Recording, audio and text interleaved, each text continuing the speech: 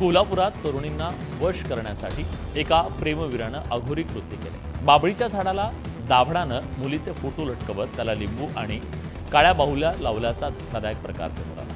एका मुलीसह तिचे आईवडील आणि आजीचा फोटो झाडाच्या फांदीवर लटकवून जादू टोण्याचा प्रकार उघडकीस आला। पुण्याच्या लोणी काळभोरमध्ये महिलांच्या 2 गटात फ्रीस्टाईल हाणामारी झाली। किरकोळ कारणामुळे वादाचं रूपांतर हाणामारीत झालं।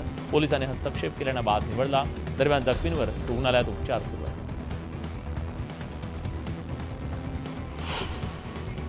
मुलुंडमध्ये राहणाऱ्या 21 वर्षीय तरुणीला एका मुलानं इंस्टाग्रामवरती अश्लील मेसेज आणि व्हिडिओ पाठवत तिची बदनामी केल्याची घटना घडली। या प्रकरणी मुलीनं तक्रार केल्यानंतर मुलुंड पोलिसांनी अहिल्यानगरमधून 32 वर्षीय आरोपी मोहम्मद तारिकला अटक केली।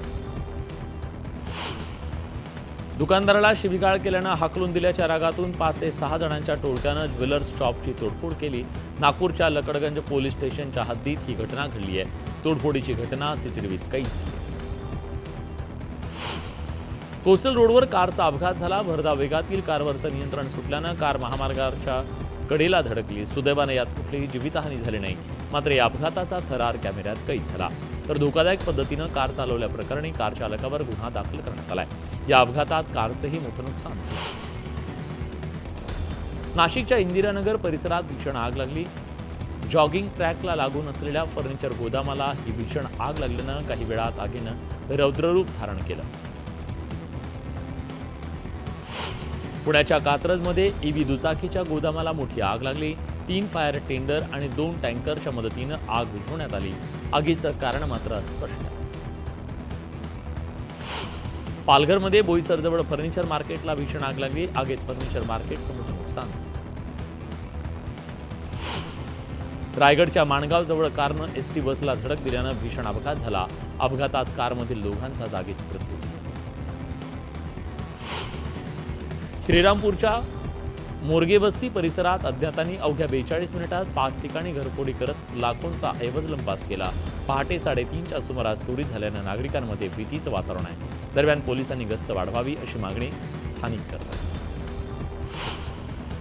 अबू आझमींच्या मुलानं गोव्यात राडा घातल्याची घटना घडली। कारचा इंडिकेटर न दाखवता दिशा बदलल्यानं कळंगूट इथं आझमीच्या मुलानं राडा घातला। त्या राड्यानंतर पोलिसांनी फरहान आझमीसह इतरांना चौकशीसाठी ताब्यात घेत गुन्हा दाखल केला। दरम्यान BNS 35 अंतर्गत नोटीस जारी करत त्याची सुटका करण्यात आली। स्थानिक स्वराज्य संस्थांच्या निवडणुका पुन्हा पुढे ढकलल्या। 6 मे रोजी पुढील सुनावणी पार पडणार आहे। दरम्यान निवडणुका त्वरित घेण्याची विनंती सरकारनं कोर्टाला केली। विधानसभा विरोधी पक्षनेते पदासाठी भास्कर जाधवांच्या नावावर शिक्कामोर्तब झालंय। उद्धव ठाकरे, जितेंद्र आव्हाड आणि जयंत पाटलांमध्ये झालेल्या चर्चेत जाधव यांचं नाव निश्चित करण्यात आलं। उबाठाकडून विधानसभा अध्यक्षांना पत्र देत भास्कर जाधवांच्या नावाचा प्रस्ताव देण्यात आला। विरोधी पक्षनेतेपदी मवियाकडून भास्कर जाधवांच्या नावावर शिक्कामोर्तब करण्यात आलं। दरम्यान जाधव यांच्या निवडीनंतर भाजप आमदार सुरेश धस यांनी भास्कर जाधव यांना मिठी मारत त्यांचं अभिनंदन केलं। आम्ही विरोधी पक्षनेतेपदावर दावा करत भास्कर जाधवांच्या नावाची शिफारस केली, पण विधानसभेच्या विरोधी पक्षनेतेपदासाठी 2.5 वर्षाचा फॉर्म्युला ठरलेला नाहीये अशी माहिती उद्धव ठाकरेंनी दिली। शिवसेनेकडून 23 जिल्ह्यांसाठी संपर्क मंत्र्यांची यादी जाहीर करण्यात आली आहे। ज्या ठिकाणी आपल्या पक्षाचा पालकमंत्री नाही अशा ठिकाणी भाजपनं संपर्क मंत्र्यांची नियुक्ती केली।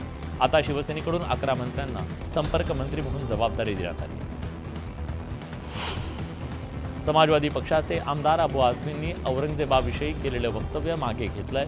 कोणाच्या भावना दुखावण्याचा हेतू नव्हता, माझ्या शब्दांचा विपर्यास करण्यात आला असं आझमी म्हणाले। छत्रपती संभाजी महाराजांच्या मारेकऱ्यांचे म्हणजेच औरंगजेबाचे गोडवे करणाऱ्या अबू आझमींचा निषेध करत देशद्रोहाचा गुन्हा दाखल करण्याची मागणी उपमुख्यमंत्री एकनाथ शिंदे यांनी केली।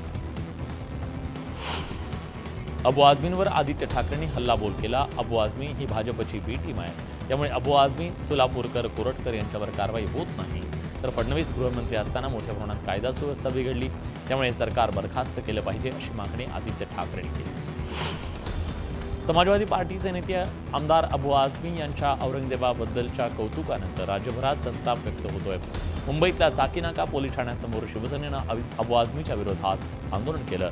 आझमींच्या प्रतिमेला जोडे मारत दहन करण्यात आलं। विक्रमगडमध्ये 5 वर्षापूर्वी 30 लाख खर्च करून शवविच्छेदन गृह बांधण्यात आलं. दरम्यान हे शवविच्छेदन गृह विविध समस्यांमुळे धुळखात पडलंय. शवविच्छेदन गृहात शवपेटी उपलब्ध नसून पाण्याचा सुद्धा अभाव आहे. या ठिकाणी सोयीसुविधा पुरवण्यात याव्यात अशी मागणी नागरिकांनी केली. बुलढाण्याच्या शेगावमध्ये तालुका क्रीडा संकुलावरील अतिक्रमण काढायला सुरुवात करण्यात आली आहे. 192 झोपड्यांवर बुलडोझर फिरवण्यात आला. 2 दिवस ही कारवाई सुरू राहणार आहे. स्त्रीवर अत्याचार करणं म्हणजे भारत मातेवर अत्याचार करणं आहे. त्यामुळे अत्याचार करणाऱ्याला ठेचून मारलं पाहिजे अशी भावना संभाजी भिडेंनी व्यक्त केली. सांगलीच्या मिरजकडून कुडचीला मृत जनावरांचा अवशेष घेऊन जाणारी गाडी अडवण्यात आली. यावेळी शिवप्रतिष्ठान हिंदुस्थानचे कार्यकर्ते गोरक्षक आक्रमक झाले. गोरक्षक कायदा असताना सुद्धा असा प्रकार घडतोच कसा, असा संतप्त सवाल त्यांनी विचारला. अकोला शहराच्या पाणीपुरवठ्याचा मुख्य स्रोत असलेल्या महान धरणातल्या पाणीसाठ्यात केवळ 42% इतका राहिला आहे. तर आता उन्हाळ्यात बाष्पीभवनामुळे साठा आणखी घटण्याची शक्यता आहे. त्यामुळे पालिकेनं जपून पाणी वापरावं असं आवाहन. बेजबाबदार डंपर चालकामुळे शहापूर शेणवे या रस्त्यावर डंपरमधून खडी पडली. रस्त्यावर खडीचे ढीग पसरले. स्थानिक नागरिकांनी हातात झाडू घेऊन रस्ता साफ केला. मनमाड कृषी उत्पन्न बाजार समितीत मोठी राजकीय घडामोड घडली आहे. छगन भुजबळ यांचे कट्टर समर्थक असलेल्या 12 पैकी 6 संचालकांनी त्यांची साथ सोडली आहे. संचालकांनी आमदार सुहास कांदे यांना साथ दिली. महाडच्या 12 वर्षीय तनय लाडनं गेटवे ऑफ इंडिया ते अटल सेतू हा 17 किलोमीटरचा अंतर पोहून नवा विक्रम प्रस्थापित केलाय. तनयच्या या विक्रमी कामगिरीनं त्याच्यावर शुभेच्छांचा वर्षाव होतोय. सोलापूर शहर परिसरात जास्तीत जास्त वृक्षारोपण करून 33% हरित क्षेत्र निर्मितीसाठी शहरातले उद्योजक, पर्यावरणप्रेमी संस्था आणि नागरिकांची आयुक्तांनी बैठक घेतली. यावेळी जास्तीत जास्त वृक्षारोपण करून हरित पट्टा विकसित करण्यासाठी सकारात्मक पावलं उचलण्याचा निर्णय घेण्यात आला. उल्हासनगरमध्ये ठाकरे गटानं प्रीपेड मीटरचा विरोध केला. प्रीपेड मीटरमुळे आलेल्या जास्तीचा बिलाचा भुर्दंड नागरिकांना सहन करावा लागणार आहे. त्यामुळे हे प्रीपेड मीटर मागे घ्यावे अशी मागणी करणारं निवेदन ठाकरे गटाच्या कार्यकर्त्यांनी महावितरणच्या अभियंत्यांना दिलं. नागपूर महानगरपालिकेसमोर काँग्रेस कार्यकर्त्यांनी मटके फोडत आंदोलन केलं. घर, टॅक्स, पाणी बिलासह विविध नागरी समस्यांसाठी काँग्रेस कार्यकर्ते आक्रमक झाले. हडपसर पोलीस स्टेशनच्या मार्शलनं दाखवलेल्या सतर्कतेमुळे गळफास घेऊन आत्महत्या करणाऱ्या व्यक्तीचा जीव वाचलाय. ओढणीच्या साह्यानं गळफास घेतलेल्या व्यक्तीला पोलिसांनी ओढणी कापून पुढील उपचारासाठी दवाखान्यात पाठवले. देशी पिस्तूल बाळगणाऱ्या 2 आरोपींना नागपूरच्या अंबाझरी पोलिसांनी अटक केली. 2 आरोपी नंबर प्लेट नसलेल्या दुचाकीनं प्रवास करत होते. आरोपीकडून 2 मोबाईल, दुचाकी असा 1 लाखाचा मुद्देमाल जप्त करण्यात आला. दुचाकीला वाचवण्याच्या नादात लातूरमध्ये एसटीला भीषण अपघात झाला. लातूर नांदेड महामार्गावर चाकूर तालुक्याजवळच्या नांदगावजवळ हा भीषण अपघात झाला. या बसमधील 20 प्रवासी गंभीर जखमी झाले. जखमींना लातूरच्या विलासराव देशमुख शासकीय वैद्यकीय महाविद्यालयात दाखल करण्यात आलं. अपघाताची ही संपूर्ण घटना सीसीटीव्हीत कैद झाली. अमरावतीत राज्य राखीव पोलीस दलाच्या बल गट क्रमांक 9 मधील पोलिसांच्या निवासस्थानी चोरी झाली. चोरट्यांनी लाखो रुपयांचा मुद्देमाल लंपास केला. जळगावच्या चाळीसगाव तालुक्यातल्या वाघळी गावाजवळ 2 ट्रकचा भीषण अपघात झाला. या अपघातात ट्रक चालकाचा जागीच मृत्यू झाला तर 2 किरकोळ जखमी झाले. धुळे महानगरपालिकेच्या अवाजवी कर वसुली विरोधात धुळे जिल्हा काँग्रेस कमिटीच्या वतीनं ढोल बजाव आंदोलन करण्यात आलं. महापालिकेच्या प्रवेशद्वारावर प्रशासनाविरोधात जोरदार घोषणाबाजी करण्यात आली. सुधारित कर प्रणाली आणून नागरिकांना सुविधा पुरवाव्यात अशी मागणी यावेळी करण्यात आली. छत्रपती संभाजी महाराजांबाबत अपशब्द वापरणाऱ्या राहुल सोलापूरकर आणि प्रशांत कोरटकर विरोधात कराडमधील सामाजिक संघटनांनी निषेध व्यक्त केला. तहसीलदारांना निवेदन देत कारवाईची मागणी केली. औरंगजेब हा उत्तम प्रशासक होता असं विधान करणाऱ्या अबू आझमींविरोधात राष्ट्रवादीनं आंदोलन केलं. अहिल्यानगरमधील छत्रपती शिवाजी महाराजांच्या पुतळ्याजवळ आंदोलन करत कार्यकर्त्यांनी आझमींवर कारवाई करण्याची मागणी केली. कोल्हापूरच्या चांदवडमध्ये शेतकऱ्यांच्या विविध मागण्यांसाठी काँग्रेसनं धरणं आंदोलन केलं. शेतकऱ्यांना संपूर्ण कर्जमाफी देण्यासाठी विविध मागण्यांसाठी आंदोलन करण्यात आलं. जालन्यात काँग्रेसकडून जिल्हाधिकारी कार्यालयावर मोर्चा काढण्यात आला. शेतकऱ्यांच्या अतिवृष्टीच्या अनुदानाचं वाटप तात्काळ करण्यात यावं अशी मागणी आंदोलकांनी केली. शेतातील सागवानाची झाडं तोडल्याप्रकरणी रेल्वे प्रशासनावर कारवाई करावी या मागणीसाठी सांगलीतल्या शेतकऱ्यांनी आंदोलन केलं. येरडा नदीपात्रात तराफ्यावर बसून शेतकऱ्यांनी आंदोलन सुरू केलं. शेतकऱ्यांच्या विविध मागण्यांसाठी अमरावतीत काँग्रेसनं धरण आंदोलन केलं. शेतकऱ्यांना कर्जमाफी देण्याचा विविध मागण्यांसाठी आंदोलन करण्यात आलं. रायगडच्या महाडमध्ये युवा सेनेकडून आंदोलन करण्यात आलं. वाल्मिक कराडच्या पुतळ्याला जोडे मारत आंदोलकांनी निषेध व्यक्त केला. पंढरपूर नगरपालिकेच्या आमसभेत ग्रामीण भागातल्या प्रश्नांकडे दुर्लक्ष करून शहरातील प्रश्न मांडण्यात आले. या प्रकरणी ग्रामस्थ आणि परिचारक समर्थक आक्रमक झाले. जशास तसं उत्तर देऊ असं यावेळी ते म्हणाले. मसाजोगचे सरपंच संतोष देशमुखांच्या निर्घृण हत्येच्या निषेधार्थ राष्ट्रवादी काँग्रेस शरदचंद्र पवार पक्षाकडून बालगंधर्व चौकात धरण आंदोलन करण्यात आलं. खासदार सुप्रिया सुळेंच्या उपस्थितीत आंदोलन सुरू आहे. मीरा भाईंदरमध्ये शिवसैनिकांच्या वतीने वाल्मिक कराडच्या विरोधात जोडे मारो आंदोलन करण्यात आलं. यावेळी संतोष देशमुख हत्ये प्रकरणाचा निषेध करण्यात आला. हिंगोलीच्या आखाडा बाळापूर इथं नागरिकांनी धनंजय मुंडेंच्या प्रतिमेला जोडे मारून निदर्शनं केली. देशमुखांच्या मारेकऱ्यांना फाशीची शिक्षा देत मुंडेंना सहआरोपी करण्याची मागणी आंदोलकांनी केली. सरपंच संतोष देशमुखांच्या हत्येच्या निषेधार्थ सोलापुरातल्या सार्वजनिक मुतारेवर पोस्टर लावण्यात आले. देशमुखांच्या हत्येत सहभागी असलेल्या आरोपींचे पोस्टर लावत त्यावर जोडे मारत आंदोलन करण्यात आलं. पुण्यात शिवसेना आक्रमक झाली आहे. पुण्याच्या अलका टॉकीज चौकात वाल्मिक कराडचा पुतळा जाळत शिवसैनिकांनी निषेध नोंदवला. वाल्मिक कराड विरोधात पालघरमध्ये शिवसेनेच्या वतीनं आंदोलन करण्यात आलं. वाल्मिक कराडचा प्रतिकात्मक पुतळ्याला जोडे मारत प्रतिकात्मक पुतळ्याचं दहन करून निषेध नोंदवण्यात आला. संतोष देशमुखांच्या हत्येचा फोटो समोर आल्यानंतर राज्यभरात संतापाची लाट उसळली.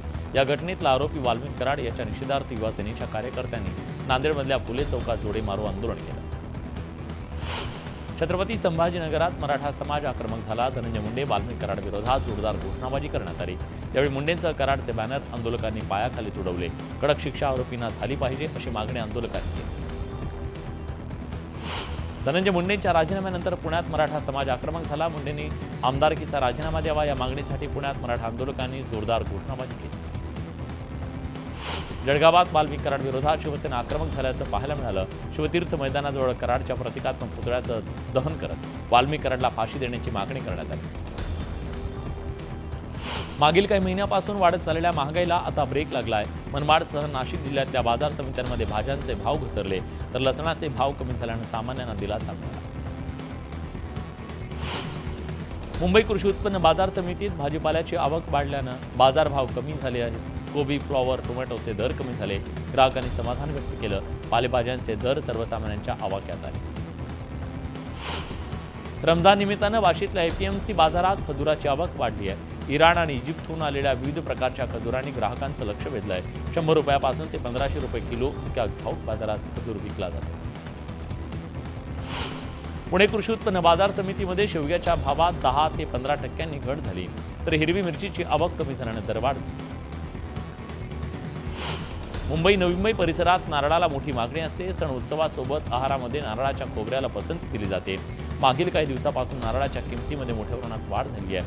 नारळावरचा खर्चही वाढू लागला.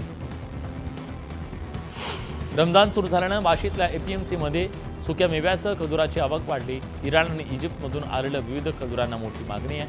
अवघ्या 80 रुपयापासून 2500 रुपये किलोपर्यंतची विक्री होतीये. तर सुक्या मेव्यामध्ये काजू 268 क्विंटल, बदामाची 729 क्विंटलची आवक झाली. रमजान महिन्याच्या उपवासाला नुकतीच सुरुवात झाली. त्यामुळे दादरच्या फळ बाजारात फळांची मागणी वाढली आहे. त्यानिमित्तानं आंबा, सफरचंद, केळी, चिकू, संत्री, कलिंगड, द्राक्ष, पेरू या रसाळ फळं बाजारात यायला सुरुवात झाली. सफरचंद 150 ते 180 रुपये किलो, आंबा 500 रुपये डझन, केळी 40 ते 50 रुपये डझन, संत्री 150 ते 200 रुपये, डाळिंब 180 ते 200 रुपये दरानं विकले जातात. पुणे पालिका भवनात सुट्टीच्या दिवशी पालिकेचे कर्मचारी, कंत्राटी कामगार विविध कारणांसाठी येतात. मात्र यापुढे या कर्मचाऱ्यांची चौकशी केली जाणार आहे. खाते प्रमुखाचं पत्र असल्याशिवाय आता कर्मचाऱ्यांना आज सोडलं जाणार नाही. पिंपरी चिंचवड पालिकेच्या वतीनं शासनाच्या 100 दिवसांच्या कृती आराखडा उपक्रमात सहभाग होत विविध कार्यालयांमध्ये सुशोभीकरण केलं गेलं. तसंच अंध नागरिकांसाठी ब्रेल लिपीतून सूचना फलक लावण्यात आले.